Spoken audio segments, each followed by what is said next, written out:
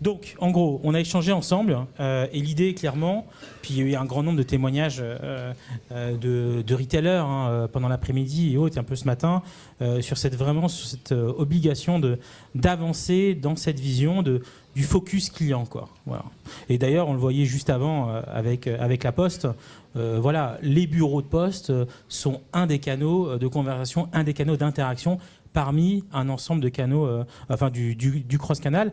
Donc, tu as un peu travaillé, toi, là-dessus, chez Experian. Comment tu peux partager un peu quelques insights avec nous ?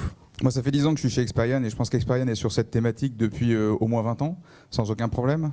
Experian est né d'une spécialisation qui était le géomarketing, le système d'information géographique, et de cette activité historique essentiellement en France. On est parti sur d'autres axes qui sont pour alimenter ces SIG, il faut de la donnée de qualité. Donc on a mis en place pas mal de solutions, et sur les principaux sites web que vous pouvez utiliser au quotidien, on va valider les données de contact, postal, email, voire numéro de mobile pour confirmer cette identification des clients.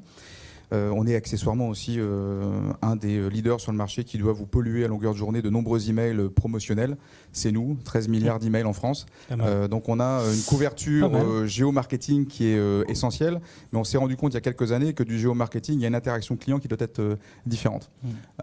Alors, on évoquait tout à l'heure les différents points de contact. Sur le point de vente, comment développer la rentabilité ? C'est souvent le point d'entrée pour les retailers traditionnels que tu accompagnes, j'imagine. Absolument, avec des problématiques qui sont liées évidemment au coût du mètre carré et au coût du stock. Parce que le stock est un vrai élément essentiel. Donc, sortie du géomarketing qui permet de définir de façon plus précise ce qu'est la zone de chalandise et quelque part la proximité ou la capacité que peut avoir la marque, l'enseigne à faire venir des clients ou des prospects. Il y a une dimension complémentaire qui est le potentiel que peuvent avoir ces clients, ces prospects à consommer certains produits. Donc il y a tout un tas de data qui peuvent exister, qui sont des data de panélistes, Kantar, Media, Co, qui peuvent être nos partenaires, qui viennent avec des informations. Qui vont enrichir la donnée, qui vont donner plus de valeur. Qui vont être enrichis avec la donnée client, définitivement, qui est essentielle. On a parlé ce matin de smart data, big data.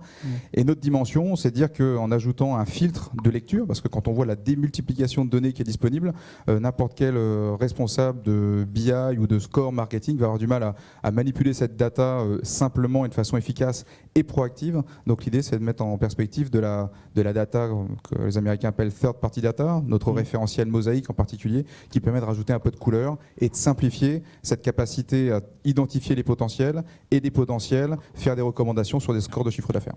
Comment développer une meilleure connaissance client ? Comment en gros travailler sur l'insight pour mieux engager en fait ?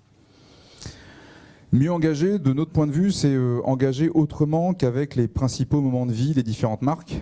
J'étais en ligne ce matin avec un de nos clients qui a décalé un rendez-vous parce qu'il est en pleine Saint-Valentin. C'est le gros moment de la semaine. Merci d'être là et de ne pas préparer votre Saint-Valentin de la semaine prochaine. Mais on sent que c'est quand même un moment qui est majeur. Pendant une fraction de seconde, j'ai cru que c'était sa Saint-Valentin à lui. Non, ni la nôtre, rassure-toi. Okay, c'est vraiment le. Rassure-toi, c'est bien la semaine prochaine. Il faut peut-être que tu te prépares du coup. Va pas rater ce moment important. Donc il y a cette préparation de moments majeurs qui sont calendaires, qui sont les mêmes pour tout le monde. Et la vraie difficulté des marques aujourd'hui, de notre point de vue, c'est de savoir de quelle manière on arrive à lisser cette consommation, cette interaction avec la marque de façon différente. Donc d'être dans un marketing non pas en réaction, mais plutôt dans un marketing en proaction. Et du coup, la logique, c'est vraiment d'aller dans une analyse, d'aller effectivement dans cette notion de score de data, d'y rajouter des informations d'appétence pour aller anticiper des besoins que les clients, vos clients, vos consommateurs peuvent avoir avec les différents produits que vous êtes à même de proposer. Donc, dit autrement, c'est suivre un cycle de vie de produit et un cycle de vie de consommateur en dehors d'événements majeurs qui vont permettre d'être plus proactifs avec vos consommateurs. Là-dessus, il y a des scores, là-dessus, il y a des modèles. Experian est plutôt expert sur le sujet. On est dans le risque sur plein d'autres pays que la France parce qu'il y a des petits problèmes légaux en France pour faire ce type d'activité. Mais en tout cas, on a une vraie capacité à accompagner le client, sur cette capacité à anticiper dans un cycle de vie de consommation cette démarche de proactivité avec le client. Comment tu peux aider les retailers à travailler sur le recrutement justement de nouveaux clients, identifier de nouveaux leviers. Voilà. T'as quoi comme piste ? C'est enrichir la data, quoi. Enrichir la data. Avec de la donnée tiers. Il y a beaucoup de data qui sont disponibles. C'est enrichir la data. Pour arriver à enrichir la data, il y a par contre des éléments qu'on a discutés aujourd'hui qui sont de casser les silos. La data, elle n'est pas encore totalement centralisée, elle n'est pas encore totalement unifiée et elle ne permet pas de dire que derrière Stéphane Baranzelli, il y a entre guillemets toute cette globalisation de consommation qu'il est capable de faire avec la marque, qu'elle soit par point de vente, qu'elle soit au site web, qu'elle soit par le biais d'un call center. Toutes ces informations, elle a besoin d'être centralisée, c'est la première étape. Et la deuxième, c'est de venir avec des données tierces qui vont venir apporter une couleur différente à la donnée et donc dans le pilotage des actions marketing. Alors nous, là au Web Institute, on travaille beaucoup actuellement sur un travail théorique autour de la transformation. Et ce qu'on s'est aperçu, c'est que souvent les acteurs classiques, on va dire, du retail, on a identifié qu'ils cherchaient à monétiser la data qu'ils avaient, mais ils ne cherchaient pas vraiment à travailler un vrai mapping, valoriser la data déjà qu'ils ont, avant de l'enrichir. Qu'est-ce que toi, tu as vu comme expérience et est-ce que justement le point d'entrée, c'est vraiment d'abord un vrai mapping data avant de effectivement l'enrichir? Définitivement, sinon on ne peut pas la valoriser. C'est-à-dire que si on n'est pas capable de faire ce mapping, cette analyse, regarder dans les tables de différentes bases de données qu'on peut avoir en interne, les trous que l'on a côté data, on n'est pas bon. C'est-à-dire qu'on n'est pas capable de mettre de la valeur. Donc il y a un vrai travail d'analyse sur cette donnée qui est à réaliser, qui est d'identifier les gaps qu'on peut avoir dans nos tables, dans nos systèmes d'information, voir de quelle manière on peut renseigner ces gaps. On parle d'une identification digitale, j'ai bien aimé l'intervention avant, qui était de savoir est-ce que mon adresse email c'est mon identifiant unique pour identifier mon client, sauf que j'ai plusieurs adresses email, tu as plusieurs adresses email, donc comment on le rapproche, comment je crée mon identifiant unique client, donc sur quelle clé. Donc cette logique-là, elle est vraiment complexe, mais elle est complexe parce qu'on n'a pas une vision holistique de toute la donnée exhaustive. Et cette exhaustivité est nécessaire. Donc c'est où trouver de la data pour remplir les trous. Je ne vais pas vous dire qu'Experian est capable de le faire, même si on est capable de le faire, mais il y a évidemment une nécessité absolue d'aller effectivement vers ça. Ce qui est sûr, c'est que vous avez quand même mappé pas mal de data disponibles pour essayer de mieux connaître en termes d'insight le consommateur dans le cadre de son parcours. Et du coup, ma question, c'est comment optimiser dans le cadre de la pression de la campagne marketing la rentabilité des actions? Quels sont les insights que tu aurais sur ce point pour, en gros, identifier les nouveaux leviers pour optimiser la transformation? Je crois qu'il y a une dimension qu'il faut rajouter à cette dimension client, cette dimension point de vente, qui est la dimension concurrentielle. Et cette dimension concurrentielle doit permettre au point de vente d'avoir de l'activité marketing locale.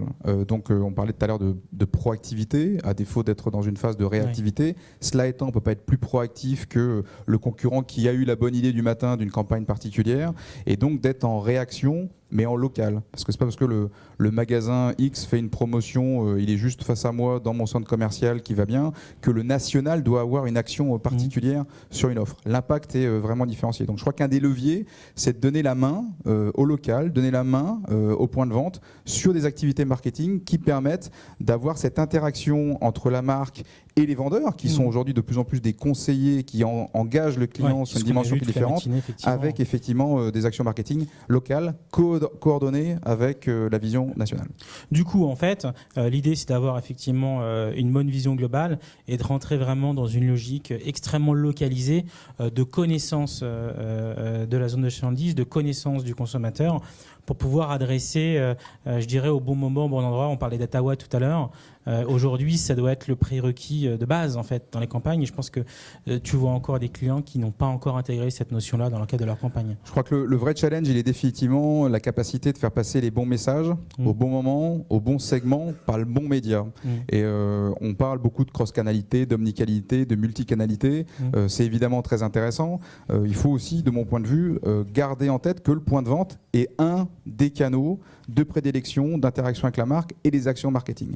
Donc on parle de digitalisation du point de vente, super, mais il ne faut pas parler de la digitalisation du point de vente déconnectée d'activités coordonnées, de cross-canalité entre des visions nationales, des activités locales et ce qu'on est capable de faire sur le point de vente. Avec cette idée aussi qu'il faut intégrer, on l'a vu tout à l'heure avec Fauchon, la spécificité des écrans. Et là encore, un site dédié extrêmement simplifié autour des offres qui sont dédiées aux consommateurs sur mobile. Et donc, il faut aussi intégrer cette notion d'écran dans l'interaction. Je crois que le chapelet de l'expérience utilisateur a été lourdement effectivement adressé. C'est évidemment essentiel. je crois que malgré tout, on aura beau avoir une très très belle expérience utilisateur, ça permettra d'avoir une relation client beaucoup plus forte. Je suis très à l'aise avec ça. Faut faire attention à la pression concurrentielle, qui est aussi un des éléments déclencheurs qui doit nous permettre d'être ou en réaction ou en proactivité. Et cet élément-là, il faut pouvoir le matcher. Je suis d'accord, ça on en avait parlé un petit peu. Effectivement, tu constates qu'il n'y a pas assez clairement de benchmark de campagnes concurrentes pour du coup arriver à se positionner soi-même en tant qu'émetteur de communication, de pression marketing, parce qu'effectivement, si on voit que le concurrent il a déjà tabassé pendant tous les jours, pendant des mois, le client sur un produit identique, ça va être difficile d'avoir un temps de parole. Donc en gros, toi, dans ta vision, il faut vraiment intégrer cette notion d'insight dans la conception même du message de communication. C'est essentiel. C'est essentiel. Et ne pas le faire, c'est rester dans un marketing de masse, de pression, de réaction qui ne va pas forcément créer l'interaction avec le client qui est nécessaire aujourd'hui à favoriser le réachat et quelque part à favoriser le recrutement de bons clients. Parce que plus on aura d'insight, plus on connaîtra ses clients, plus on sera efficace dans les clients sur leur capacité à réacheter, à être engagés selon les canaux de prédilection pour aller chercher après coup les meilleurs prospects qui vont répondre à cette stratégie de meilleurs clients. Pour conclure, une action que tu conseillerais à nos amis retailers ici présents aujourd'hui pour démarrer dans cette logique vraiment d'écoute, une action concrète, un point de départ qui peut partir de l'interne, tout simplement m'appeler leur data, j'en sais rien. Le point de départ, c'est objectivement auditer sa donnée. Qu'est-ce que j'ai comme données, quelles sont les données qui me manquent et qu'est-ce que je peux en faire. Et cette information-là, elle est pour moi quelque part les fondations de toutes les étapes qu'on pourra créer après. On a parlé de techno, pas mal, on a parlé d'architecture de données, on a parlé de beaucoup d'informations très intéressantes, nécessaires. Mais le point fondamental, c'est comment j'alimente mes bases de données, comment j'exécute mes campagnes, sur la base de quelles données. Donc, qu'est-ce qui est disponible, qu'est-ce qui est quali, qu'est-ce qui est utilisable pour pouvoir être performant dans le marketing. Stéphane, merci beaucoup. Je t'en prie.